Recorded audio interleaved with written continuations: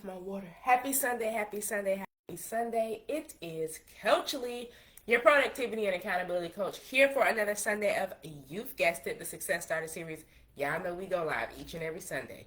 When we talk about setting your week up for success, because in doing the part to set your week up for success, you're doing the what? Part to set your life up for success. Exactly. And as your productivity and accountability coach, I'm here to coach, empower, and to help you to do just that. And we've been diving in throughout this month. We've been really talking about falling into focus as the theme for September. And as we continue in that vein, continue in that conversation, continue in that topic, we're going to dive in and we're going to continue, what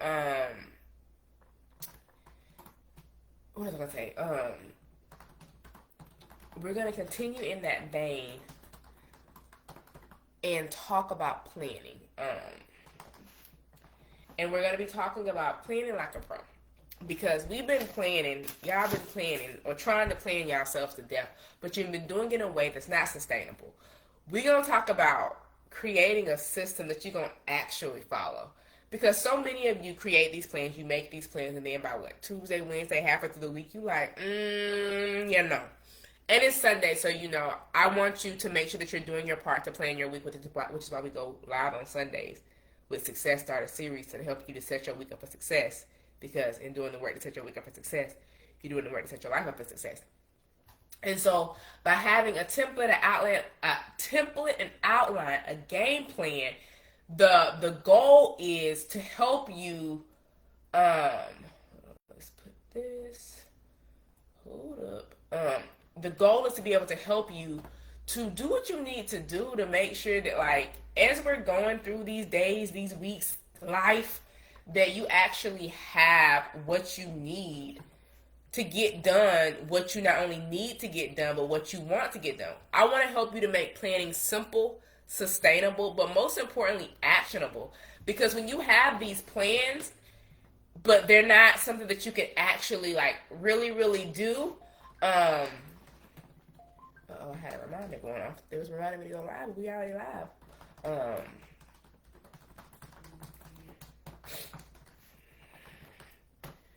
And so I want to talk to you guys today about, excuse me, about creating like a planning system.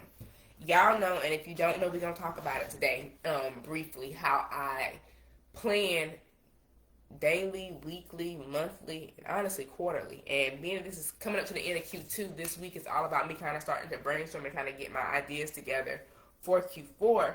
But when you take the time to kind of plan in these different batches, it helps you to kind of create an overview, and then you kind of start top of funnel and you come down into the real plans. Something's in my eye. And so if you take the time to like plan your days and your weeks out, you really are putting yourself in that position to be able to show up, to get done what needs to get done, and to make sure that you are, showing up for yourself. And so what I find that often happens when it comes to planning is that people often create these supposedly perfect plans, but they aren't things that are actually sustainable, or they aren't things that actually helps them to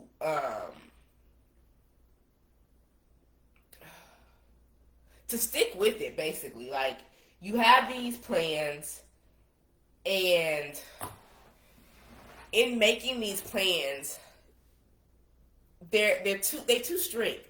They're too rigid, they're too strict, they're not realistic, they don't really actually work with what you're doing. You're like just overloading yourself with tasks and to-do lists.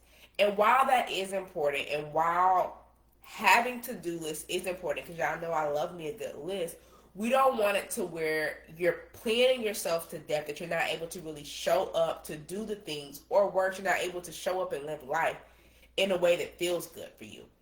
And so when we can take this planning system and instead build it around, like for some, like I had a client that I talked with her about creating an anchor day in her schedule, because her schedule was so different day to day because of like the type of work she did, which was essentially like healthcare work. And so it depended on the client's needs. if they were in, nursing home or hospital and things like that, and she would have to sometimes adjust her schedule based on that because of the population she dealt with. And then in understanding how to anchor the work that you need to do and having these anchor points, I want to talk about tools of the trade, if you will. Tools that are going to help you to be more intentional about the work that you're doing and to be able to show up and to do that work in a way that feels better. And so let's kind of talk about, let's talk about it all. Excuse me. Let's talk about how we're going to stop creating these plans that you're never actually going to follow. We want to plan in a way that is sustainable. So let's talk about like this, the 3-step planning process, or you can call it 4 steps if you want to.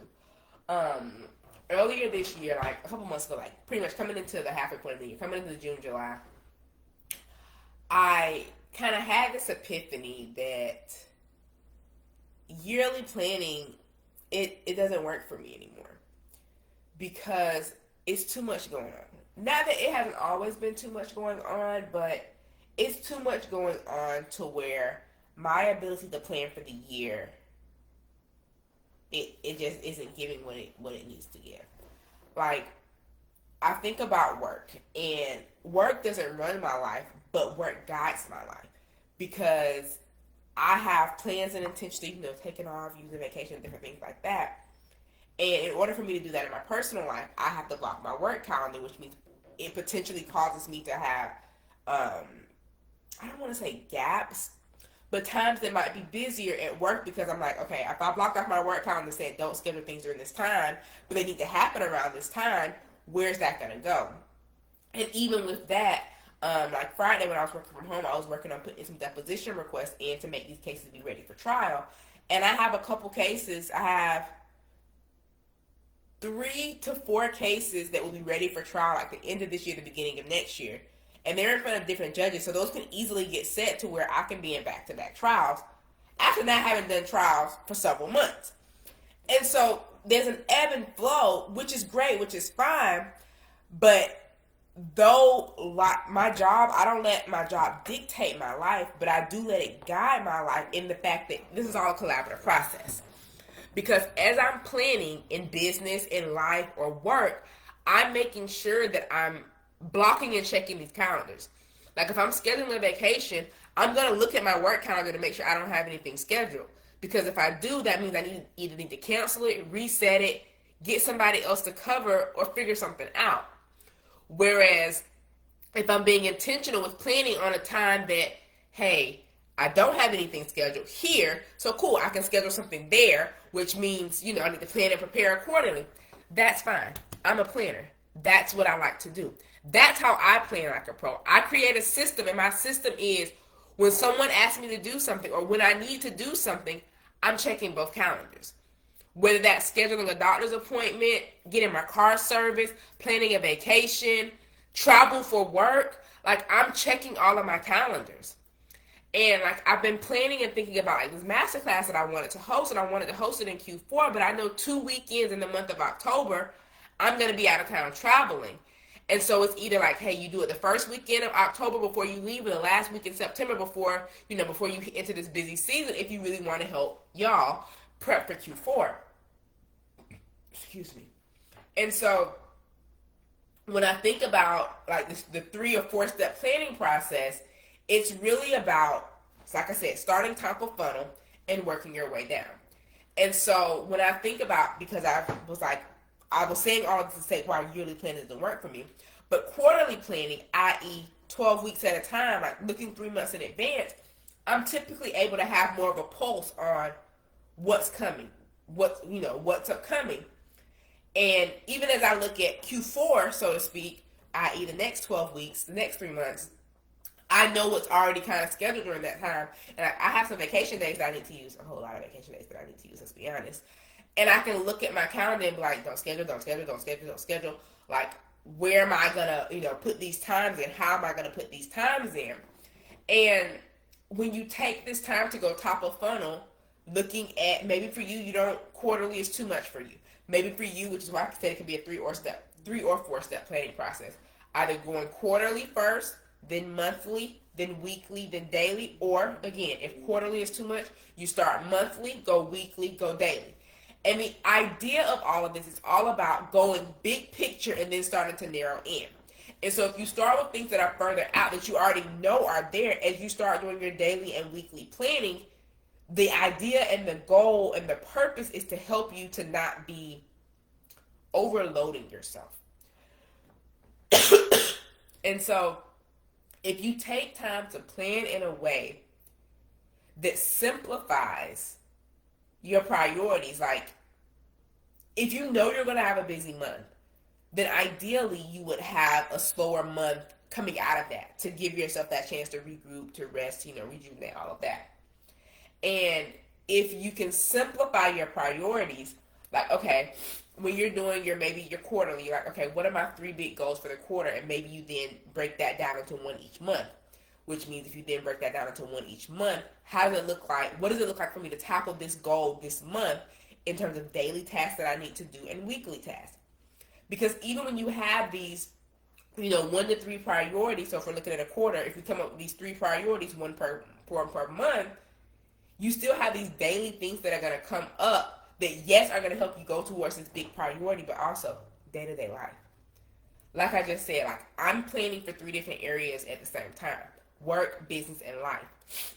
As I'm thinking about my upcoming travel for October, that's personal/business, but I have to make sure that work is taken care of both before I leave and when I come back. I want to plan to be off, but I also want to be able to come back in and ease myself in, if at all possible. I try to block the day before and the day after the scheduled days that I really need to be gone for work, so that I have a way to ease out and ease back in. And so that, God forbid, if something happens, with the plane, especially, to like your flight got delayed, it got canceled, I'm not forcing myself to be back. Okay. And if we can take time to simplify the priorities with that starting top of funnel and working our way down, you're then able to utilize that to help you anchor. And so the planning system is about you looking, i.e. this funnel system, looking at what's upcoming. Because once you look at what's upcoming, you're able to examine that to create that anchor that's going to help you to build your schedule, build this system, because we're talking about creating a system that you'll follow. Being able to build this system that is anchored around these high priority, these non-negotiable, these different things like that you want to do. And so if that's what you really want to do, if that's where you really want to be, how do I do this? You want to join the live? Come on up, Shatana, if you want to join the live, girl. I don't know if I did that right. Except if you were sending a request to come on up. I don't know if I did that right. Bam. But if you are wanting to, hey girl, hey. Hi. Hey. How are you? Happy Sunday. Happy Sunday. Still getting in from church. Almost there. Oh yeah, see 8:00 service be doing me good over in Kissimmee. I done came home, took me a nap and everything. Yeah, but we stopped like grocery store. Oh, okay. So we've been done with service. Oh, okay, yeah. Look, I'm talking about planning my week out to make sure that I'm situated, I'm settled, and I'm ready to go once this week, because the week we've got to get into it. Yeah, that's what I like to do on Sunday evening. Get all my clothes out and everything. So for you, is it just picking out your clothes, or is it like, do you like do a to-do list and all that stuff, like check your calendar? I know what you have in the business and work as well. Like, how do you plan out your week? I have a calendar, and I have two calendars. I have a personal calendar with my meetings, but then we also have a family calendar, so we can make sure we know who worked late and who don't. Easy for me, I do have scrubs most of the day, so I will have my scrubs already out and iron, and then I just grab and go. So that helps, but it's more literally is who's working late, who's cooking, who's going to be home first to cook. Right. And then try to go from there. So we actually look at from now until Friday. And do you and your husband do it together, or do you just kind of like look at the family calendar so you know as you're planning your week where he may or may not be, so you can plan yourself accordingly? No, we both do it. I like So I that. have my personal one. You know, like you have your sorority meetings, you have this, but I have to add it on there because if not, we won't know where who's what, who's late. So like I already know Wednesday I'll be home, but I have a late meeting Wednesday on Zoom, and then Thursday we have a meeting. So those are the 2 days I already know. And he was like, "Oh, one of the days are fine because I work late on Wednesday." Oh, So perfect. that helps. Yeah, and I do that. I was saying that like with me having essentially three calendars, like work, business, and then life, how I kind of try to like make sure, number one, I sync mine all together so I'm able to see like based off the color if it's work, business, or life, and then I'm able to kind of like plan and use that to kind of anchor around what needs to happen that day or what needs to get done, because you have those things that are like the non-negotiables, those high priority tasks, and being able to kind of like schedule around those is important to make it to where like whatever plan, whatever system, whatever thing you're building is going to be actually something that you can follow, because so often we plan but we don't actually stick to the plan that we create, or we get so burnt out or overwhelmed by it that like halfway through the week you like just throw it away, just throw the whole thing in the trash. Yes, yeah. Yeah, I love that. And I like the colors. I have colors on my phone, Mm-hmm. but not consistent. Sometimes I have to be like, wait a minute, how come this color is this? For me, what I found, it depends on like which calendar you set it on. Cause like for me, at least on my phone, like my work email syncs to my phone. So if I go to add something and I don't change it from work to like personal or work to business, for me that's what changes the colors, which calendar I'm using. I know some of my friends also. My work emails totally separate. Gotcha. Yeah, I keep those separate. The only reason I sync mine is so that if I'm like at the doctor's office scheduling a doctor's appointment, I can just open my calendar and I can see, oh, I got court. No, I can't set an 8 o'clock doctor's appointment if I got court at 8:30. Yes. No, I understand that. So I definitely do that. But I don't, like on my house computer, I don't have like my work stuff. But like if I'm on my phone, because typically you're more out and about when you're scheduling appointments, I can just open it up real quick if I'm on the phone and they're like, can we schedule it for this time? Hold on, let me look. And I'm just flipping and scrolling until I get to the right day and can kind of like tell by the color. So yeah, that's cool. Okay. I like that. So yeah, that's kind of what I was thinking in terms of like how do you create like that anchors. And then in terms of tools, what have you found works for you? Like I know you said you use your phone, and it sounds like, is your family calendar paper or is it digital as well? It's paper. I'm old school. Look, I'm both. I got the phone, I got the paper calendar. I like a mix of the two, because I like the paper calendar from when I'm like sitting there like doing it at the time so I can stay off technology and don't get distracted. But then I like technology because of the fact out and about, here, there, and everywhere, you know, they can all sync together and you can make sure that one takes care of the other at the same time. Yeah. So yeah. The actual house is a paper there. So I do have paper, we write it. So if I find out I have to go to the dentist. Actually, next week I go to the dentist in the morning, so I have that. So I know my morning routine at home would be different. Gotcha. So that part, yes, for family. But I also have that in my phone. So it's like a little duplicate. Just in case, yeah. Mm-hmm. So for the family calendar, do you update it every week, or do you do it kind of like for the month, and then as you're on that actual week, y'all specifically talk about whatever that week is?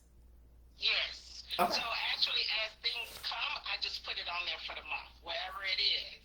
And then, like normally, Saturdays, Sundays, we figure out where exactly we're going to be for the rest of the week. And that was take away or whatever it needs to be. And that's kind of like what I was saying right before you popped on about like kind of having a funnel. You start with the overview, like whether it's quarterly, or if quarterly is too far out for you, you start monthly, then you go weekly, then you go daily, and kind of plan your way that way, because it makes it to where you're more likely to be able to stick with it because it's right in front of you. Like, okay, I can think about the next 7 days. I can think about the next month because like I know that I have, like I know we were talking about like yesterday at book club. We know like some trainings that we got for work or business that are coming up in October, and we know about them because they're like, oh, that date just sounds familiar. Whereas the next 7 days, you like, I know I got to go to the dentist. I know I got this meeting. I know I got this because it's more tangible. It's closer in time. And so, like, one thing that I really like to use is that combination of that paper planner as well as that digital planner, but also trying to find, like, little things. Like, I do, like, a mini to-do list sometimes. Like, if I'm running around and I'm like, what do I need to do? Like, I just give me a piece of scratch paper. Let me just get this out so I can get it onto one of the systems as things come up to kind of help me. Do you do anything similar to that? Yes. So, like on Saturday, I have my to-do list, so I can stay focused and not waste all the time. Like this Saturday, I had things to do, so it's like next Saturday morning, I know I'll go get up and go to the farmer's market so I can get the rest of our vegetables or whatever we're gonna have. But I will have a to-do list. Yeah, definitely. And that's like honestly, I've learned when you work Monday through Friday, if you do everything Saturday and Sunday, then you burnt out and you have to go back to work. You're tired. So like I start washing clothes. I wash Wednesday, Thursdays. Okay. So that's how we normally do it. So you don't have to do everything on the weekend. I learned that from when I had a kid. Because if not, you spend your whole weekend washing, cleaning, and doing all of that. So I try to do it Wednesday, Thursday, Fridays. You're just putting up, settling things down, and you don't have to do that for the week. I try to make Saturday, so I get one work from home day a week, and typically I try to make my work from home day Friday to do that very thing. Like I'll start my meal prepping, my clothes washing and stuff since I'm home. All I gotta do is just move the clothes over, even though I'm working or whatever. Just moving it over. Then when I'm off, I like fold them up while I watch TV and things like that. But if I don't get to use my work from home day, like this week, I have something on my calendar at work like every day, so I probably won't get to work from home this week. So I try to make Saturday like my quote unquote busy day, and then Sunday is kind of like more of that rest, rejuvenation day to kind of have like that one day to kind of do less. Right. Cause yeah, I get you. So yeah, I get you. I agree. I definitely agree. I'm always like, well, I try to do that during the week. Yeah, look, if you can, you can. Like you said, you know what days you have, maybe late days or your early days, and based off of that, what can I plan and how can I throw that in there? Definitely, I'm definitely for that because yeah. And like on Mondays, Fridays, you're early, so I'll leave the house like 6:15 in the morning. But I throw a load on, like if I have to, I'll throw a load in Friday morning, and then once Chris get up or whatever, you send a note, he'll put it in the dryer. So exactly. If you got somebody you can tag team it with. Yes, you have to. Yeah, like that's kind of what I do on Fridays when I work from home on Fridays, because I get up, 2:33. I can put some clothes in to wash, and then by the time it's time for me to work out, they're ready to go into the dryer, put it at a load in, and then everything can be dry. Then at lunchtime, I can fold them all up, or if I want to wait till I'm like off work at 5, I can fold them all up, and then they all done, they good to go, ready to go. That's good. Yeah. Yes. And it's a consistency. Exactly, and that's the thing. When you create a plan, or if you're looking to create a plan, something that you can actually follow, it has to be something that's sustainable. Because if it's something that's going to burn you out, you might do it one time, but if you think about doing this every week, you're like, I can't do this every week. It's not sustainable. And sustainability is going to be the thing that's going to lead to consistency, 100%. I definitely agree. Yes. Let me see, what else? What other notes I had for myself? Yeah, we talked about tools. We talked about, that's really all I had. Because ultimately, it's not about perfection. It's just about creating something that you're going to actually use. Yeah. And that's really the key to planning, to creating a plan and planning like a pro. Like, if you want a system that you're going to actually stick to, it has to be something that's simple, actionable, and sustainable. Otherwise, you're going to burn out from it and you're not going to get nowhere. So, yeah. Yeah, that's all I got. That's all I got. Thank you for popping on live with me. I appreciate you. You're welcome. All right. Have a happy Sunday. You too. Have a good week. Bye. And then, okay, there we go. And so, yeah, I love when y'all pop on and we can talk it out together because it makes it to where, it's actionable, it's practical. Y'all don't just hear me talking at y'all. Y'all hear how these things work for others or even things that they've tried because y'all know when it comes to me helping you to plan, it's not about me telling you you have to do it this way. It's about creating a plan that's sustainable, that's simple, and that's actionable for you. And that's why I want to host this masterclass to help you to really plan out Q4. I had put a poll in my stories asking when y'all want me to do this. The last Saturday in September, the first Saturday in October, or choose a whole different day. If it's going to be those Saturdays, it's likely going to be at 11 a.m. But if y'all want me to choose a different day, it's about something that's going to work for y'all. I mean, obviously, it got to work for me too. I got to be available. But let me know, because if you're tired of spinning your wheels, I want you to join me for my masterclass. It's going to be free to help you get Q4 ready, but I need y'all to tap in and let me know when y'all want this class to be. But if you like, I don't got time to wait for you to figure out when you're going to do this masterclass, I'm ready to tap in now and get your personal game plan going now so that by the time Q4 is here, you are already you kind of like me, you already have started outlining and getting your game plan together. But no matter which option you choose, it's time for us to plan like a pro. And we have to create systems that we're going to actually follow. And the way that we do that is making sure that they're simple, actionable, and sustainable. And that starts with looking at our planning system, whether that be starting with the quarter, the month, the week, into the day, going down that funnel. And then examining what points within which are we anchoring. Like, what are we doing to understand and identify those high priority, those non-negotiable tasks? And then from there, what are we using to execute? Are we doing a paper planner, a digital planner, a combination? Are we creating like mini to-do lists, trackers, things that help you stay on track and to help you to get things done? You have to figure out and find what it is that works for you. And as your productivity and accountability coach, I can help you to do so. And so tap in. Let's have a conversation. Let's figure out what that is, what that looks like for you. And so let's make that a reality. Let's make that, let's make that happen. So until next time, it's been Coach Lee, your productivity and accountability coach, here for another Sunday of, you've guessed it, the Success Started series. So until next time, Coach Lee,